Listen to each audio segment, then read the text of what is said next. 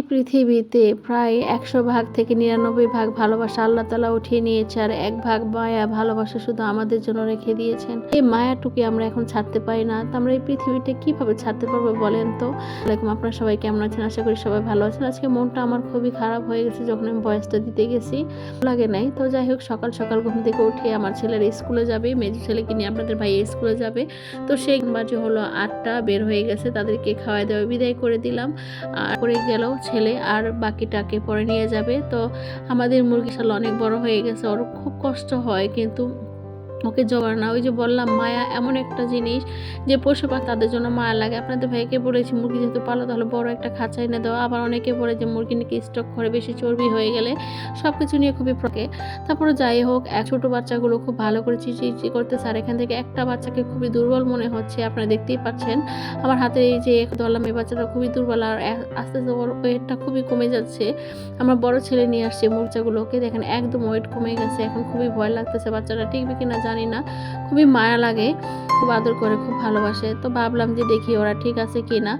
আর যেহেতু ওদের ছেলের খুবই পছন্দ করে, ভালোবাসা জিনিসটি অন্যরকম। তো যাই হোক, সব কিছু দেখে টেক কেয়ার করে চলে আসলাম। এখন আসার পর রাতে যে আপনাদের দুধ চিতই পিঠা ভিজাইছিলাম, সেটা আমি আপনাদের ভাইয়াকে দিয়েছিলাম। আপনাদের ভাইয়া মাত্র খেয়েছিল। তারপর রুটি আর ডিম ভাজা দিয়েছিলাম, আমার ছেলেও রুটি আর ডিম ভাজা মাত্র অর্ধেকটা খেয়েছে, আর বাকিটা রেখে দিয়েছিল। একটু পরে আবার খালা একটা ছেলে আসছে, খেয়ে আমাকে মাছ দিয়ে পাঠাইছে, বলছে যে ভাই মাছটা পাঠাইছে।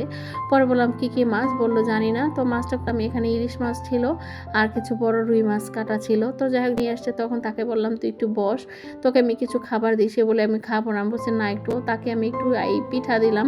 আমি বলি এরকম পিঠা খাইছিস? বলে আমার আম্মু কখনো এরকম পিঠা নেয়।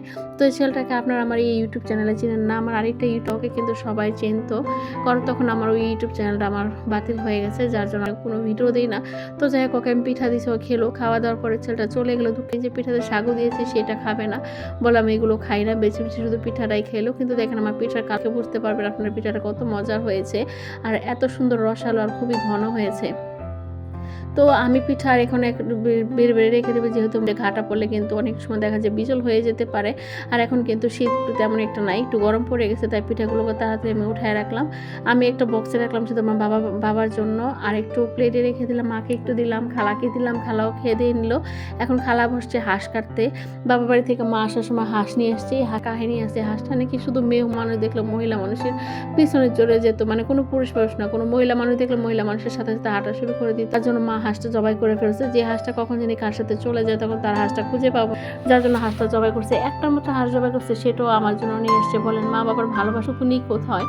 তারপর কিন্তু সেই ভালোবাসার মর্ম আমরা দিতে পারি না। আর এখন আমি যেহেতু মাংসটুকু আজকে রান্না করবো, মা যেহেতু চলে যাবে, ভাবছি শুধু আমি একা খাবো না, আব্বার জন্য কিছুটা দিদিমা ভাই যেহেতু মাকে নিয়ে আসতে আর নিবে, তো ভাই আসে খাব। তো আমি কিন্তু শুটকি ভুনা করছি, আব্বা কিন্তু নোনা কাটা শুটকি ভুনা অনেক পছন্দ করে।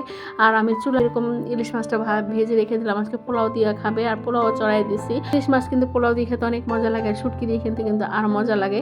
তারপর ইলিশ আমি হলুদ মরিচ দিয়ে মাখিয়ে রাখলাম, সেটা আব্বাকে আমি ভেজে দিয়ে খেতে পারেন। আমার মাও কিন্তু ইলিশ মাছ খায় না, যার জন্য শুধু একটা মাছ আমি সুন্দর করে লবণ টবণ দিয়ে মাখিয়ে, যখন সন্ধ্যা দিকে যাবে তখন আমি সেটাকে আমি ভেজে দিব।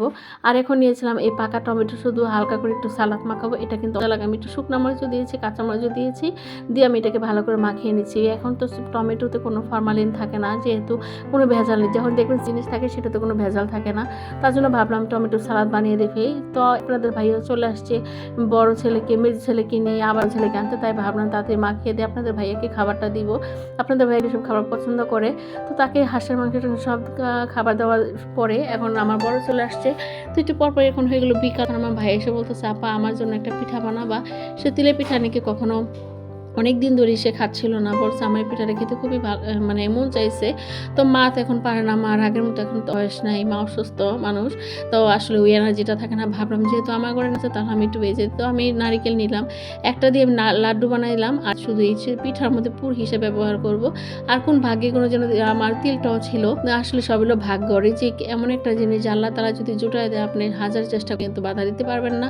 তারপর আমার মা পিঠা, আমার হাতের পিঠা হলো এইরকম। আর খালা পিঠা বানাচ্ছে। তো মা আর খালা দুজনে মিল পিঠাগুলো বানাচ্ছে, আর আমিও কিন্তু বানাইছিলাম, যেটা কিনা একটু ভিডিও মানে ধরে রাখলাম যে মা করতেছে, খালা করতেছে। আসলে জিনিসগুলো কিন্তু খুবই ভালো লাগে যখন তারা এগুলো বানায়। আর আমার কাছে মনে হয় যে আমি সেই শৈশবে ফিরে গেছি। আমার ছোটোকালে আমার দাদিরা কিন্তু এইভাবে পিঠা তো তারা কিন্তু অত ঝকঝমক করে করতো না, তারা সাদা পিঠাটা বানাইতো। আমার সেই জিনিসের কথা মনে পড়ে গেলো যে আসলে কী দিন ছিল আর কি হয়ে গেল, কোথায় গেল সেই দিনগুলো, কোথায় হারিয়ে গিয়েছে। এই জিনিসগুলো যত ভাবি ততই খারাপ লাগে। তারপর যাই হোক, এখন পিঠাগুলো বানানো হয়ে গেছে, এখন যেহেতু ভাপে বসায় দিব, কারণ সন্ধ্যা হয়ে যাচ্ছে, বাড়িতে যাবে। আব্বা না খেয়ে বসে আছে, আব্বার প্রচণ্ড পরিমাণ ক্ষুধা লাগছে, কারণ নাই, তাই তাড়াতাড়ি ঝটপট করে আমি পিঠাগুলো বানিয়ে ফেললাম।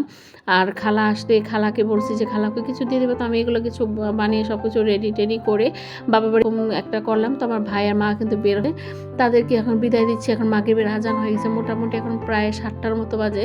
তো আমি যেতে বেশি সময় লাগবে না, যদি আজকে আবার বৃহস্পতিবার, ওদিকে রাস্তাটা খুবই জ্যাম থাকতে পারি না, আবার ক্ষুধা সহ্য করতে পারি কিনা। তো মাকে বলছে আপনার তাড়াতাড়ি চলে যান, এদিকে আঁকা খুবই খারাপ, যদি বৃষ্টি হয় তখন তো পুরাই শেষ।